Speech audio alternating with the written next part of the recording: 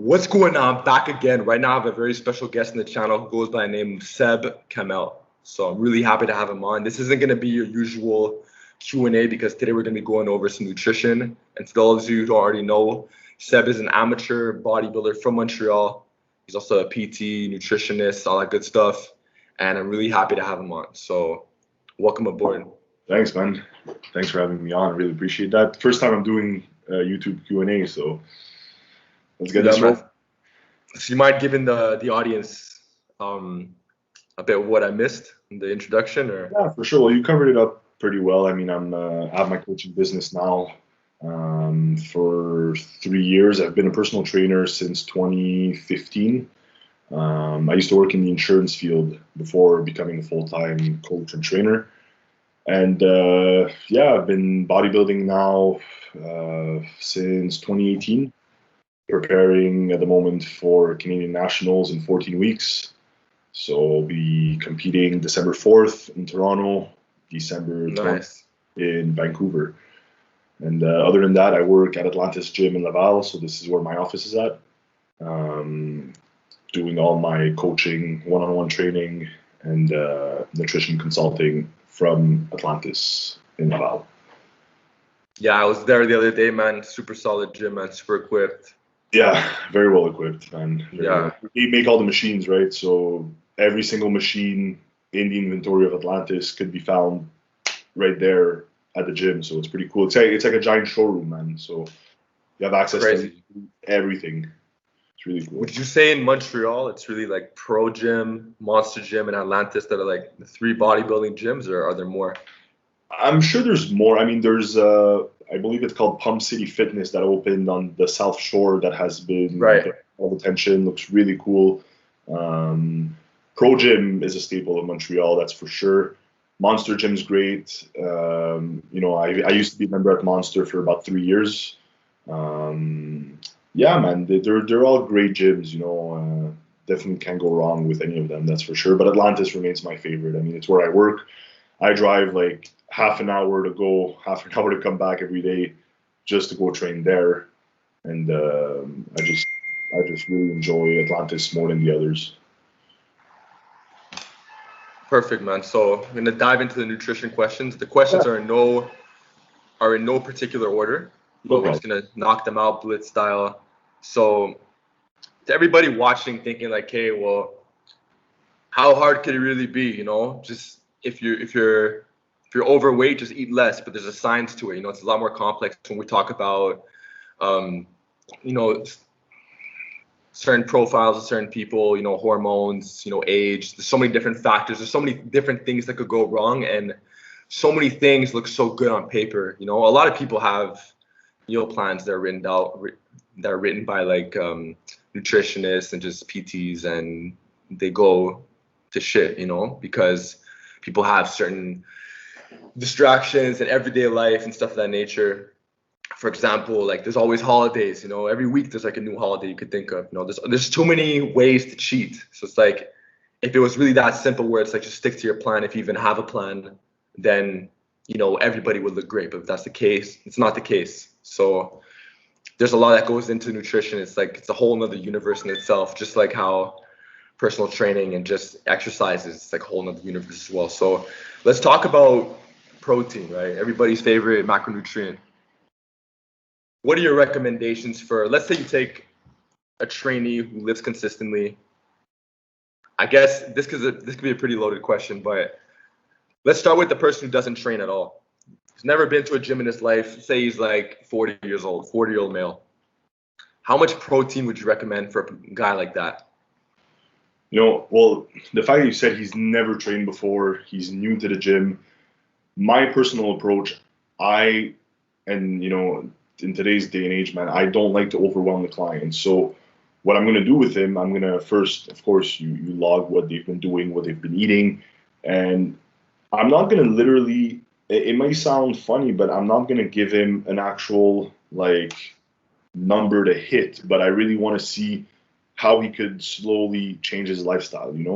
I've had clients in the past that exactly like that, maybe not in their 40s, late 20s, never been to the gym, never dieted, or like strongly overweight, and I would just want to tweak things in their everyday diet that would make them eat healthier, and then focus a little more on the goal of how much protein, to intake and so on and so forth. Because if you take a guy that's 40 years old, doesn't really train, never really dieted and all that stuff, and then you start telling him, well, you're going to buy a scale, you're going to measure this because we need, Right.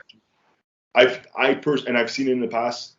They might do it for a week, they might do it for a day, they might do it for 3 days, and then they're just going to kind of like give up. So I just try to make it as easy as possible on being healthier, and then slowly fine tune on, okay, well, now we're going to start programming a little more on how the breakfast is going to look like, how, the lunch, the snacks, the dinner is going to look like.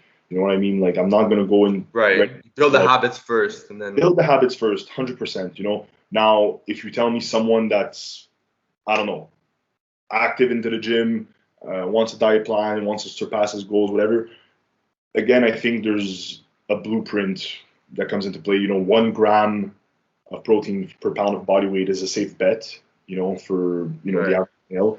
And we could play around with that. We could play, and depending of the goals, the caloric intake, whether it's he wants to be in a surplus or a deficit, going to play around with the protein, the carbs, the fats.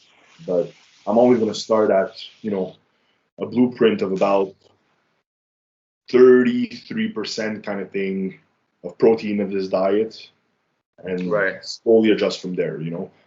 1 gram per pound is pretty safe. Safe bet, right? 0.8 to 1.2. I don't think 2 grams of protein per pound of body weight is actually beneficial to anybody. Sometimes protein is, and I made a post on this, protein sometimes is everyone's favorite, but consumed in excess, or the most misunderstood, whereas people, or the most neglected, where people don't consume enough of it, because they heard that they might hurt their kidneys, or, too much red meat is bad, and so on and so forth. So they're not really living like in that gray area where they're just getting what they need. Yeah, I rather much or too little, like print and fine tune as we go, especially for someone that just started into the gym, like you said, build on the habits first, and then kind of like program as we go, So let's say somebody wants to cut weight, but they want to maintain as much muscle as possible. What are we looking at, like a pound a week? Would that be a safe bet? Yeah, if they're not obese. Yeah, I mean, we go in a slight deficit. Like the way I treat my clients, like I check in with my clients every week, and I just monitor how the week went. I like them to log, if they've been on track with everything, if they cheated, if they skipped a few meals, whatever. We just go through the week, and some clients throughout the month we're gonna stick to the same thing. Even if they're trying to cut weight, sometimes they're actually within 2 weeks, I'm going to drop their calories by maybe, it could be 100 to 250 calories max. You don't want to crash the person either, So when you want to cut weight and keep muscle mass, you want to slowly kind of like taper down. Right. Especially, whether it's the carbs, mostly the carbs. Some people, carbs, the fats. Some people, I'm just going to slowly taper them down. Right, makes sense. It's like on a bi-weekly basis, So a common question, and I want to hear your perspective. All these questions I'm asking, like I've asked these to like tons of other people too, I'm just curious to see, like, the more perspectives you could have, sometimes the better, especially if you're asking like specific people, and also the audience obviously wants to know too. But let's say we take the classic like 3 versus 6 meals a day, So let's say somebody has to hit, I don't know, 2K calories for the day, trying to lose like a pound a week, whatever the case is. You often hear some people saying, like, there's one school of thought where it's like, look, it doesn't matter, just as long as the calories are dialed in, you're good, Then you have other schools of thought where it's like, no, this might be some bro science, like outdated stuff, where if you have, let's say, 1,000, this might potentially bloat you up. What I mean? There's a lot of like myths and misconceptions, but what's your thoughts on that? Like, I know that there's obviously a difference between 3 and 6, but at the same time, like, is it that is somebody like picking straws? You know what I'm saying? Let's say you have somebody who, you know, you're consulting and they're asking like, look, these calories they're giving me for the day, should I have them in 3 meals or 6 meals? Is that like really like picking hairs or? I'd say a little bit, man, because again, it comes down to the lifestyle of the person. You know, like I got I got some clients that work night shifts, and I had to adjust. Sorry, I had to adjust their diet based on their work schedule, but not just that, but also their lifestyle. You know, like some people depends of their jobs. You know, if you're working, let's say now with COVID, a lot of people work from home. Way easier to get your meals in and just be like at work, literally in your living room or in your kitchen and work and have your food ready. But some people that, let's say, have I don't know, a retail job, well, it's kind of tough for them to just be working in a department store Of and course, and the 6 I, meals in yeah, the I need Tupperwares. food, you know. So I think people do pick hairs a little bit, whether you eat 3 meals or 6 meals in a day, especially for the average person. You know, if we're talking bodybuilders, yeah, you're going to eat more frequently, like 5, 6 meals a day, whatever. But for your average Joe or Jane that is trying to lose weight or whichever, if it doesn't fit with her lifestyle, with the kids going to daycare and her working a job and her having to pick up the kids, it has to fit in with her lifestyle to be able to have consistency in her journey, you know? Right. So it really, really depends. Like I got some clients that feel good on 4 meals a day, you know, let's say 3 meals and a snack type of thing. And I have other clients that, you know, could fit in their 6 meals. You know, I have this young guy that I'm coaching. I'm actually coaching him for bodybuilding. And I had fit in all his calories within 5 meals. And he told me, he says, man, I get hungry. So I kind of like downplayed a little bit, added in a little snack, you know, changing stuff around. Right, right, right. It really goes with the lifestyle and the habits of the client because, like I said, you want them to stay on track as much as possible.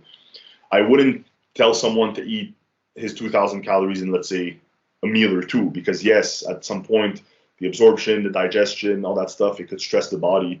Right, but at least 3, you know?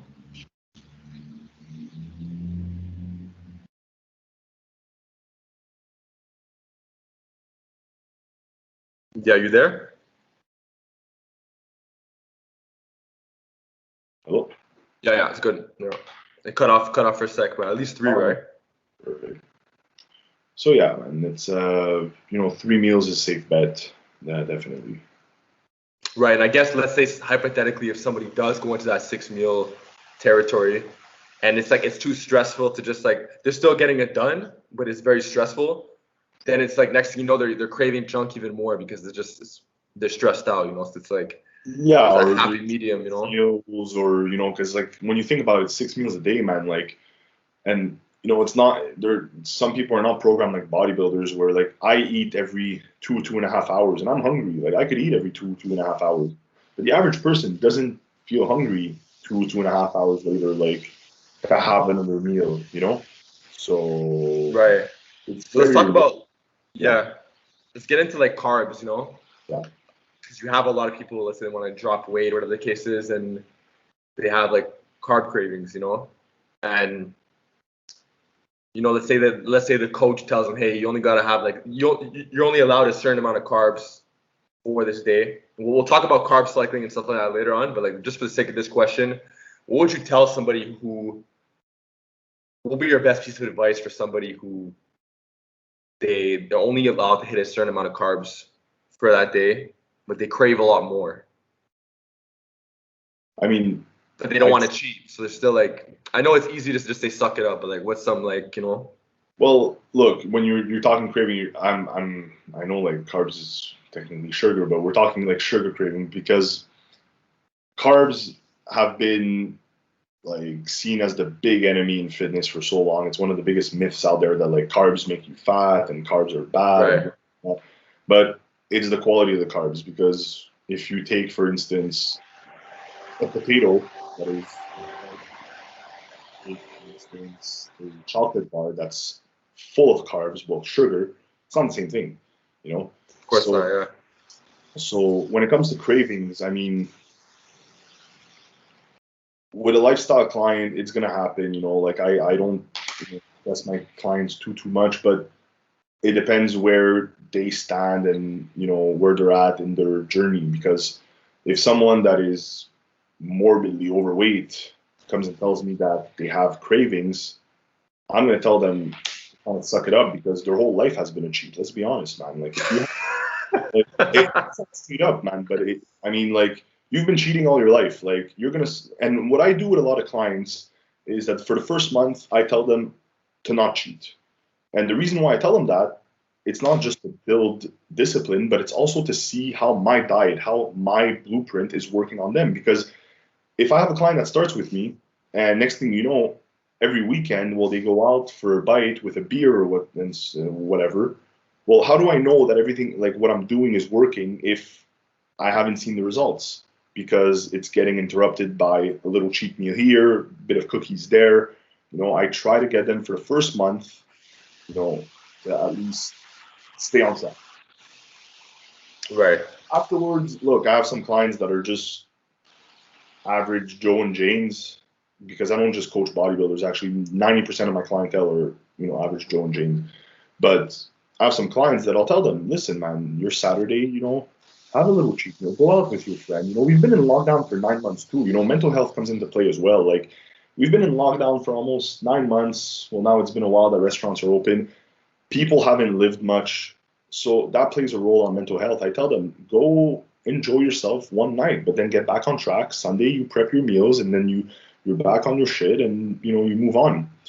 But if someone is begging me for, you know, a cheat or cravings for sugar or whatever every week, and they haven't put in the work, Right. To suck it up. Yeah.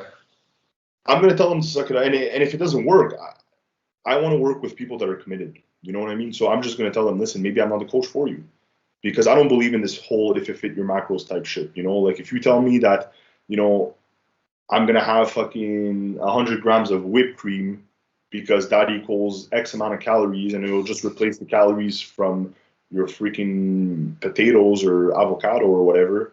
Well, I don't work. No, it's not the same thing. Not Weight Watchers type shit, you know, like, you know. So tying into like lifestyle, you know, like going out and that kind of stuff, and you know, you're talking about, you know, stress levels going up. Let's talk about alcohol, and not just alcohol in bodybuilding, but alcohol in fitness in general. You know, it's very common, especially in Montreal, which does not make it right either. But you know, people go out and they're not drinking water. You know what I'm saying? They're drinking alcohol. I drink water between, but like, you know, it just makes me feel better. But like, obviously, if you drink beer, it's a lot of extra calories. You know, it's not really doing you any favors. It's like, what do you tell your clients then? You tell them like, look, if you got to take a drink, if you're gonna make them take a drink, what do you recommend it be? Basically, like, it's just a couple shots here and there. I would say, like, have a. It sounds boring, man, but I'll tell them to have a gin tonic, a vodka water, you know, whatever, like sparkling Right. water. I mean, look, again, it depends. Like, if it's your best friend's bachelor party, I could understand why you want to celebrate, you know. But when people go out every weekend, if you're committing to a healthier lifestyle and you have, you know, mental and physical goals, but you want to party every weekend, you're not aligned properly. Like, it doesn't make sense. You know, it's okay to go out, you know, like, let's say you go out with your girlfriend, you have a glass of wine. Cool. All right. Or you have a glass of wine or two and whatever. It's a dinner, you know, it happens once a month. Yeah, go ahead, man. You know, whatever. If you go out with friends, you just drink gin tonic, or vodka tonic, vodka water, whatever.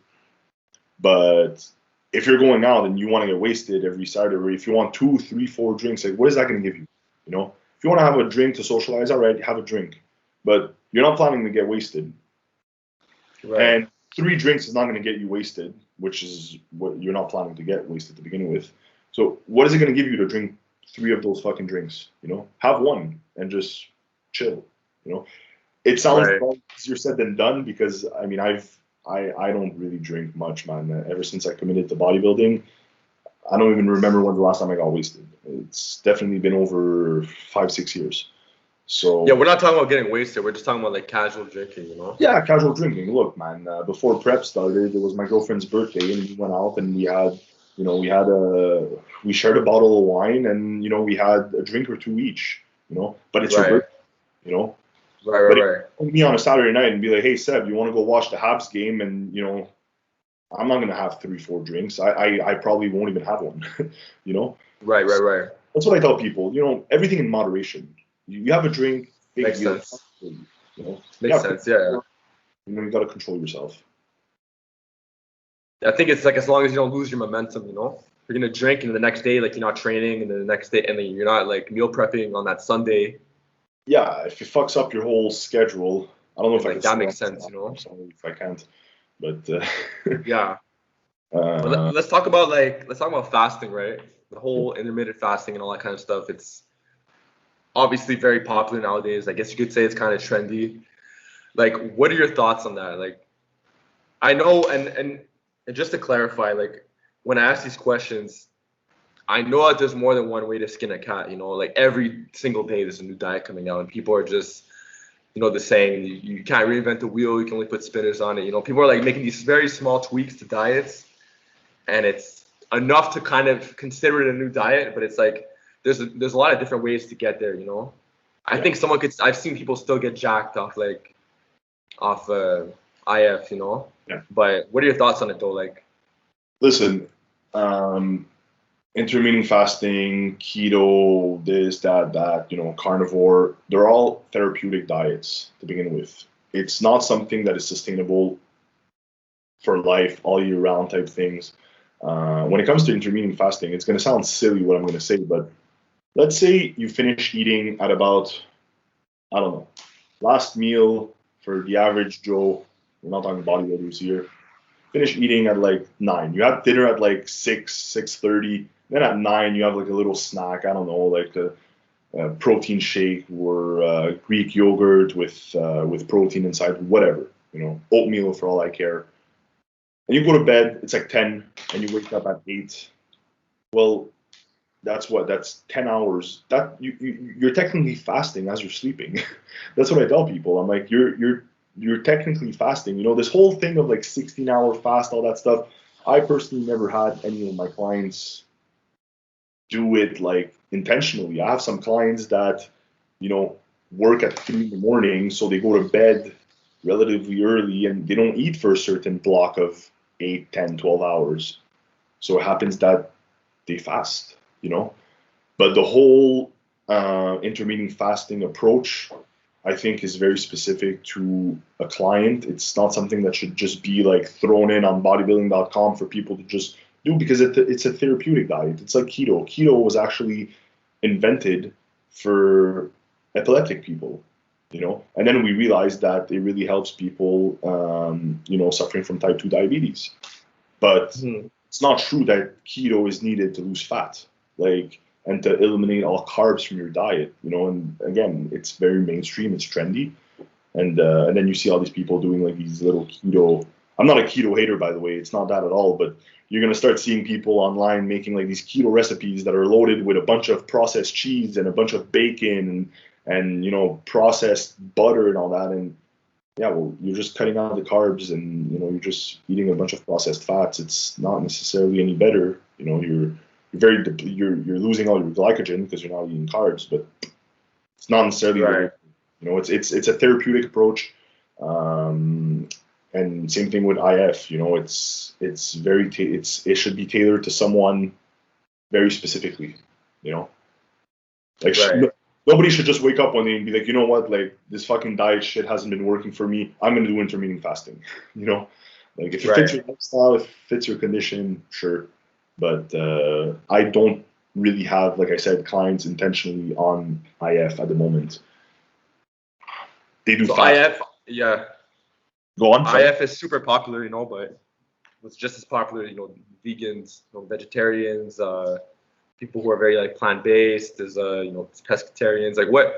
Let's just talk about vegans, right? Because I'm sure you've had people approach you with this, and I've met people who were pretty jacked and they were like on some plant-based stuff and some even vegans, But what are your thoughts on it? Like, But we're not talking about like, we're talking about optimizing here. We're not talking about like, you understand what I'm saying?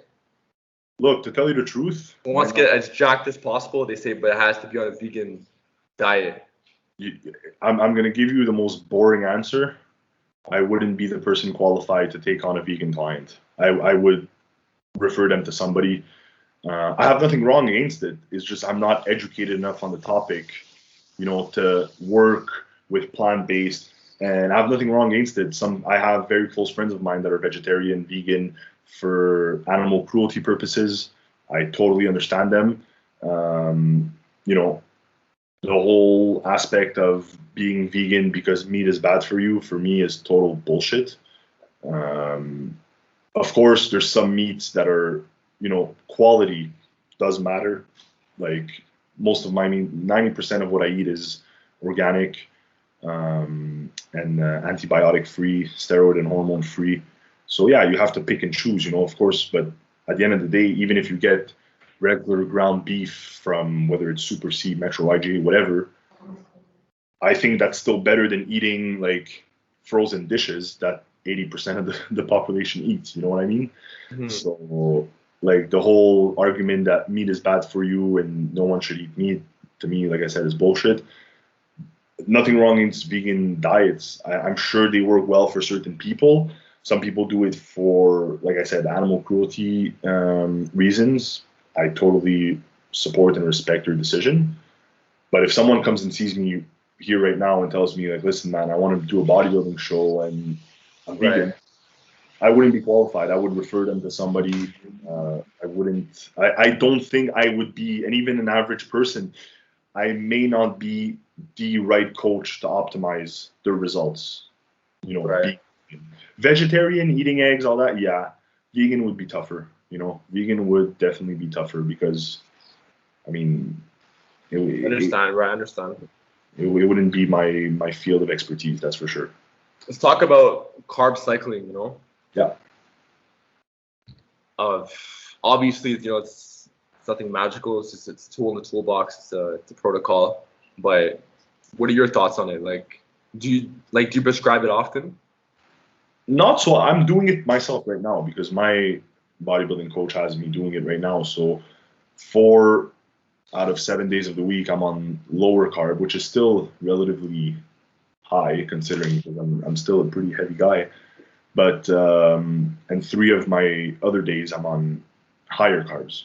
So the days that I'm training larger muscle groups such as legs, back, and chest, which is a bit of a weakness, I'll be eating more carbs.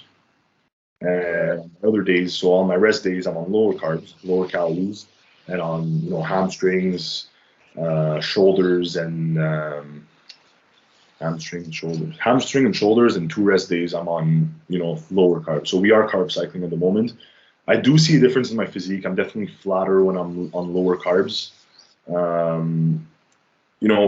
For some clients that are less active on their rest day, yeah, I will tweak their diet around and most likely diminish carbs, but it's not something that I prescribe very often. It's especially for lifestyle clients. It really depends, man. I work with a lot of people that are, I'd say, I wouldn't say overweight, but I work with people that need to, work on their lifestyle. Like I said before, tweak the whole habit and lifestyle aspect of things before fine tuning. As we get into, more specifics, then yeah, we will maybe tweak shit up in the diet. But but it makes sense though, the whole carb cycling thing. Like, yeah, definitely. If you're training legs, for example, it's like you need a lot of fuel for that. Yeah. If you have an off day, like how much fuel do you really need? Like obviously you need